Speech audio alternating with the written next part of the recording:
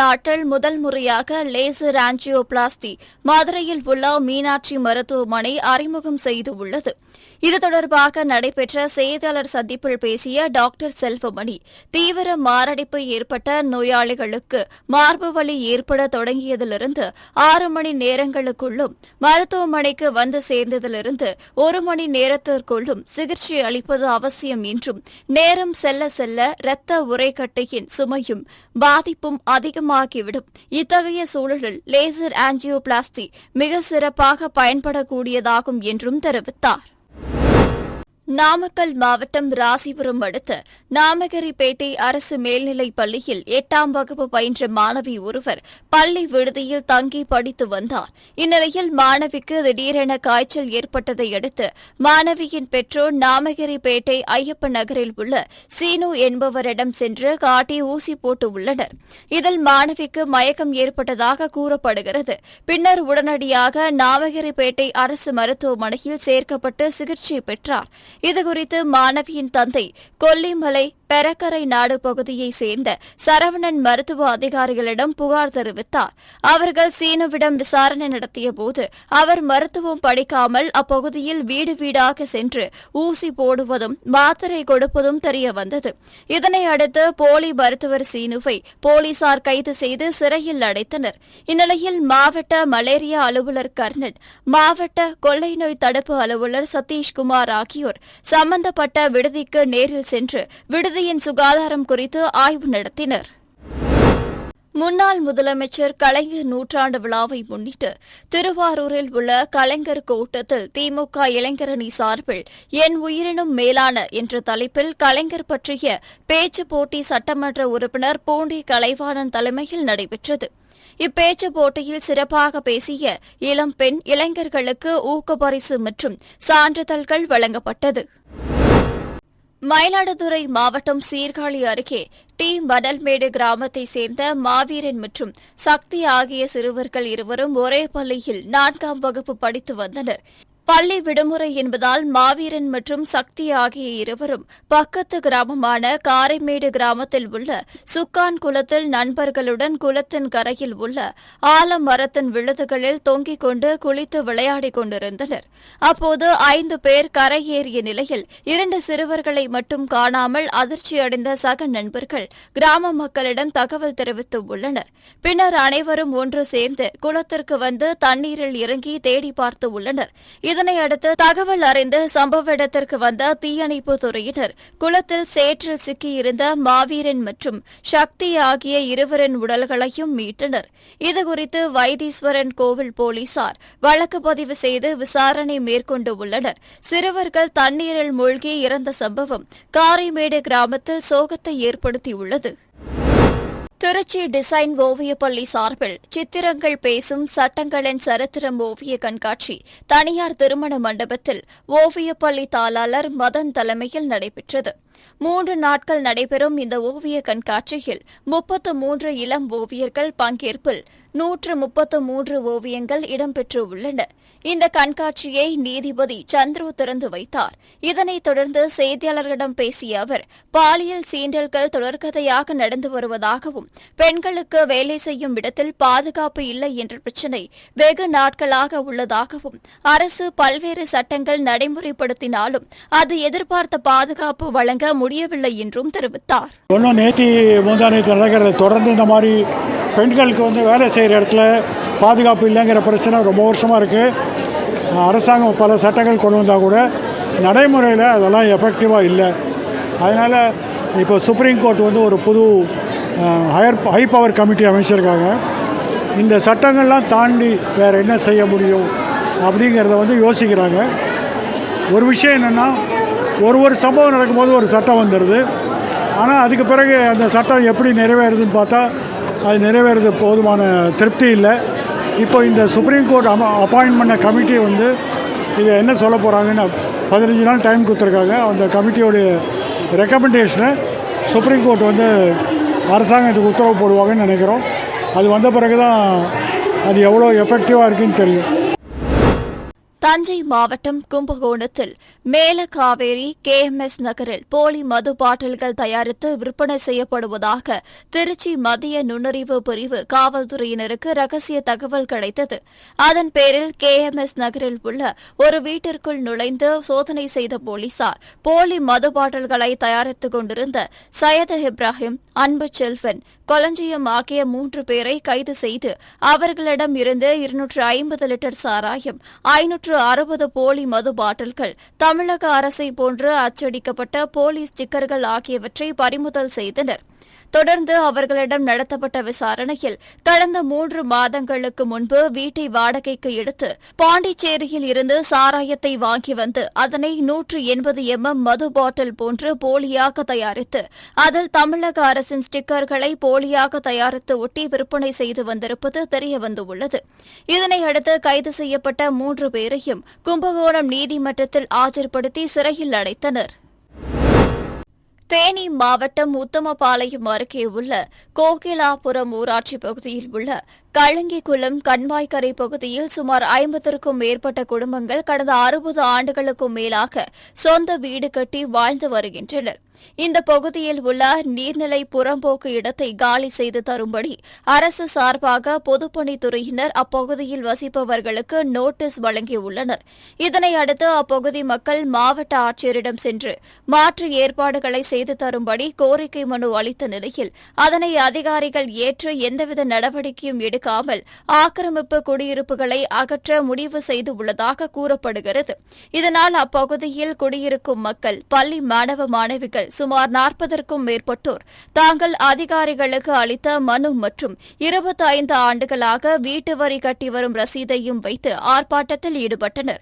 இதுகுறித்து தகவல் அறிந்து சம்பவ இடத்திற்கு சென்ற காவல்துறையினர் ஆர்ப்பாட்டத்தில் ஈடுபட்ட குழந்தைகள் மற்றும் பெற்றோர்களிடம் சமாதான பேச்சுவார்த்தை நடத்தியதைத் தொடர்ந்து அவர்கள் கலைந்து சென்றனர்.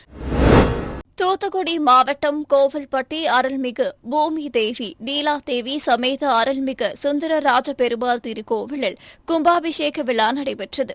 இவ்விழாவில் பங்கேற்ற ராஜீவ் நகர் EB காலனியைச் சேர்ந்த வேலம்மாள் தான் கழுத்தில் அணிந்திருந்த 3 பவுண்ட் தங்க செயின் காணவில்லை என்றும், எட்டயபுரம் வளைவு ரோடு சுப்பிரமணியன் செட்டியார் காம்பவுண்டை சேர்ந்த வேலம்மாள் என்பவர் தான் கழுத்தில் அணிந்திருந்த 4 பவுண்ட் செயினும் காணவில்லை என்றும் கோவில்பட்டி கிழக்கு காவல் நிலையத்தில் புகார் அளித்துள்ளனர். அதன் பேரில் போலீசார் வழக்கு பதிந்து கோவில் மற்றும் கோவில் சுற்றுவட்டார பகுதியில் உள்ள கண்காணிப்பு கேமரா மற்றும் கோயில் விழாவில் எடுக்கப்பட்ட வீடியோக்களையும் பார்வையிட்டு ஆய்வு மேற்கொண்டு வருகின்றனர். சென்னை மூலக்கொத்தளத்தை சேர்ந்தவர் லோகேஷ்.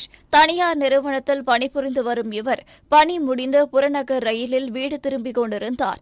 அப்போது கொரட்டூர் ரயில் நிலையம் மற்றும் வெள்ளிவாக்கம் ரயில் நிலைய இடங்களுக்கு சென்று கொண்டிருந்தபோது லோகேஷை பின்தொடர்ந்து வந்த 2 மர்ம நபர்கள் அவரை தாக்கியதோடு தாங்கள் மறைத்து வைத்திருந்த கத்தியால் லோகேஷின் காலில் வெட்டியுள்ளனர். மேலும் அவரது செல்போன் மூலம் அவரது வங்கிக் கணக்கில் இருந்து தங்களது வங்கிக் கணக்கிற்கு 87,000 ரூபாயை ஜிபே மூலம் பெற்றுக்கொண்ட மர்ம நபர்கள் அந்த செல்போனையும் பறித்து சென்று உள்ளனர். இதுகுறித்து காவல் கட்டுப்பாட்டு அறைக்கு லோகேஷ் தகவல் தெரிவித்துள்ளார். அதன் பேரில் சம்பவ இடத்திற்கு வந்த போலீசார் லோகேஷை மீட்டு அரசு கீழ்ப்பாக்கம் மருத்துவமனைக்கு சிகிச்சைக்காக அனுப்பி வைத்துவிட்டு இந்த சம்பவத்தில் ஈடுபட்ட மர்ம நபர்களை தேடி வருகின்றனர். முன்னாள் முதலமைச்சர் கலைஞரின் 100ஆண்டு விழாவை முன்னிட்டு ராணிப்பேட்டை மாவட்டம் ஆற்காடு அருகே வேப்பூர் பகுதியில் திமுக இளைஞரணி சார்பாக என் உயிரின் மேலான என்ற தலைப்பில் பேச்சுப் போட்டி நடைபெற்றது. இந்நிகழ்ச்சியில் கைத்தறி மற்றும் துணிநூல் துறை அமைச்சர் காந்தி சிறப்பு அழைப்பாளராக கலந்து கொண்டு விழாவினை துவக்கி வைத்தார். இதனைத் தொடர்ந்து அரசு கல்லூரி மாணவ மாணவிகள் சுமார் 200க்கும் மேற்பட்டோர் கலந்து கொண்டு என்றென்றும் பெரியார் ஏன், அண்ணா கண்ட மாநில சுயாட்சி, கலைஞரின் தொலைநோக்கு பார்வை என 10 தலைப்புகள் கொண்ட பேச்சுப் போட்டியில் கலந்து கொண்டு பேசினர். இதனைத் தொடர்ந்து பேச்சுப் போட்டியில் சிறப்பாக பேசிய மாணவிகளுக்கு சான்றிதழ் மற்றும் பரிசுகள் வழங்கப்பட்டது. திருச்சி மாவட்டம் துறையூரை சேர்ந்தவர் ஓட்டுநர் சரவணன். இவர் டாரஸ் லாரியில் சுமார் 32 டன் பேப்பர் லோடு ஏற்றிக் கொண்டு உடுமலைப்பேட்டையில் இருந்து கல்கத்தா நோக்கி கோவை சேலம் தேசிய நெடுஞ்சாலையில் சென்று கொண்டிருந்துள்ளார். சங்கரகிரி அடுத்த மங்கரங்கபாளையம் வரும்போது லாரியில் திடீரென டீசல் ட்ரையாகி நின்றுவிட்டதால் ஓட்டுநர் சரவணன் லாரியை சாலையோரத்தில் நிறுத்தி பழுது பார்த்துக் கொண்டிருந்துள்ளார். அப்போது தென்காசி மாவட்டம் புளியங்குடி செல்வ விநாயகர் கோவில் தெருவை சேர்ந்த மகேஷ் என்பவர் கோவையிலிருந்து சென்னை செல்வதற்காக ஓட்டி வந்த ஈச்சல் லாரி டாரஸ் லாரியின் பின்னால் மோதி விபத்து ஏற்பட்டுள்ளது. இந்த விபத்தில் ஈச்சல் லாரி ஓட்டுநர் மகேஷ் சம்பவ இடத்திலேயே உயிரிழந்தார். இந்த விபத்து குறித்து தகவல் அறிந்து வந்த சங்கரகிரி போலீசார் வழக்கு பதிவு செய்து மகேஷ் உடலை கைப்பற்றி பிரேத பரிசோதனைக்காக சங்கரகிரி அரசு மருத்துவமனைக்கு அனுப்பி வைத்து விசாரணை மேற்கொண்டு வருகின்றனர். திருப்பத்தூர் நகராட்சிக்கு உட்பட்ட 15வது வார்டு பாரதிதாசன் பகுதியில் சுமார் 300க்கும் மேற்பட்ட குடும்பங்களில் 1000க்கும் மேற்பட்ட பொதுமக்கள் வசித்து வருகின்றனர். இந்நிலையில் அப்பகுதியில் உள்ள பாதாள சாக்கடை கழிவுநீர் கடந்த சில 6 மாதங்களுக்கும் மேலாக வெளியேறி சாலை மற்றும் தெருக்களில் பெருக்கெடுத்து ஓடுவதால் நோய் தொற்று ஏற்படும் அபாயம் ஏற்பட்டுள்ளது. இதுகுறித்து அப்பகுதி நகராட்சி நிர்வாகத்திடமும் வார்டு கவுன்சிலரிடமும் அப்பகுதி பொதுமக்கள் பலமுறை புகார் அளித்தும் நடவடிக்கை எடுக்காததால் ஆத்திரமடைந்துள்ள பொதுமக்கள் பாதாள சாக்கடையை உடனடியாக சீரமைத்து தராவிட்டால் அப்பகுதி பொதுமக்கள் போராட்டத்தில் ஈடுபடப் போவதாக அதிகாரிகளிடம் எச்சரித்தனர். ஈரோடு மாவட்டம் தெங்களூர் அருகே உள்ள சீலம்பட்டியை சேர்ந்தவர் இளங்கோ. இவர் வீட்டில் வெடிபொருட்கள் வைத்திருப்பதாக பெருந்துறை போலீசாருக்கு கிடைத்த தகவலின் பேரில் அவரது வீட்டில் போலீசார் சோதனை செய்தனர். அப்போது அங்கு வெடிபொருள் தயாரிக்க பயன்படும் ஏராளமான மூலப்பொருட்கள் இருந்தது கண்டுபிடிக்கப்பட்டது. இதனையடுத்து இளங்கோவை கைது செய்த போலீசார் விசாரணை மேற்கொண்டு வருகின்றனர். சிவகங்கை காளையார் கோவில் சாலையில் பையூர் பழமலை நகரில் 100க்கும் மேற்பட்ட நரிக்குறவர் குடும்பத்தினர் வசித்து வருகின்றனர். இவர்கள் தங்கள் குல தெய்வமான காளி மீனாட்சி மதுரை வீரன் சாமிக்கு எருமை மாடுகளை வெட்டி பொங்கல் வைக்கும் வினோத பூஜையில் ஈடுபட்டனர். இதில் ஏராளமானோர் கலந்து கொண்டு வழிபட்டனர். தூத்துக்குடி திரேஸ்புரம் நாட்டுப்படகு மீன்பிடி துறைமுகத்திலிருந்து ஆழ்கடலுக்கு மீன்பிடிக்க சென்ற ஏராளமான நாட்டுப்படகுகள் இன்று கரை திரும்பின. இதன் காரணமாக மீன்களை வாங்க பொதுமக்களின் கூட்டம் அலைமோதியது. கடல் பகுதியில் வீசி வரும் பலத்த காற்று காரணமாக மீன்களின் வரத்து குறைவாக காணப்பட்டது.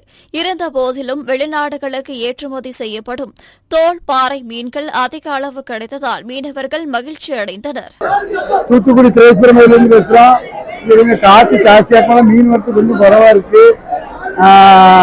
சீலா பெரிய சீலா 1000 ரூபா, சின்ன சீலா 500 600. தோல்பாறை இருந்திருக்கு எக்ஸ்போர்ட் போகிற மீன் 250 ரூபா 230 ரூபா போகுது.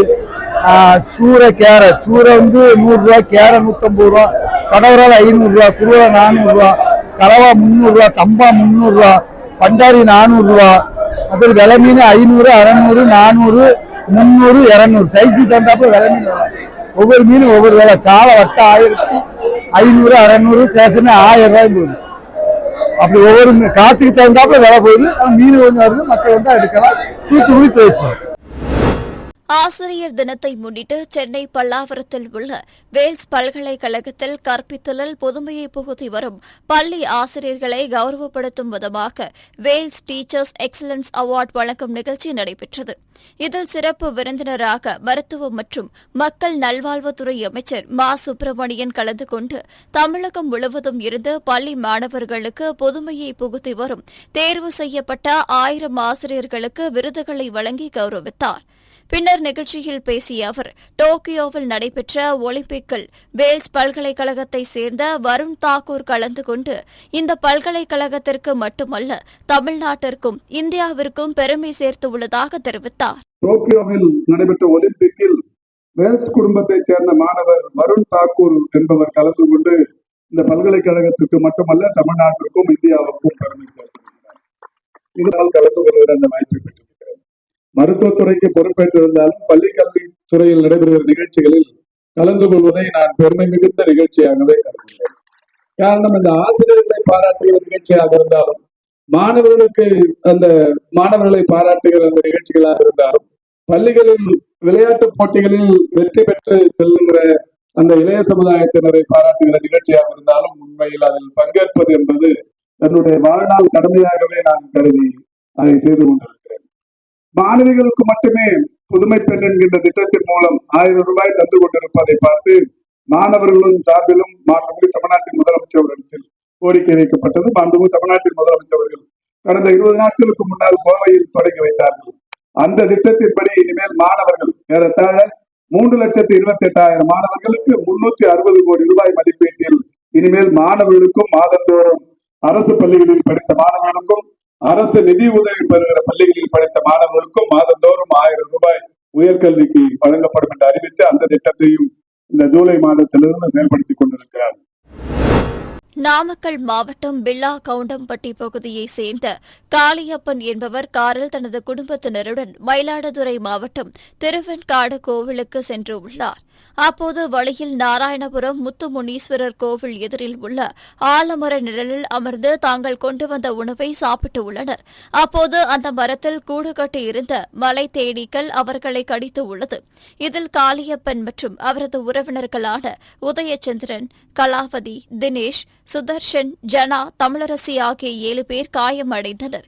இதனையடுத்து அவர்கள் அனைவரையும் அருகில் இருந்தவர்கள் மீட்டு ஆம்புலன்ஸ் மூலம் சீர்காழி அரசு மருத்துவமனைக்கு கொண்டு சென்றனர். இதனிடையே தகவல் அறிந்த திருவெண்காடு போலீசாரின் பரிந்துரையின் பேரில் பூம்புகார் தீயணைப்பு மற்றும் மீட்பு படையினர் விரைந்து வந்து மரத்தில் இருந்த 2 மலை தேனீக்களின் கூடுகளை அளித்தனர்.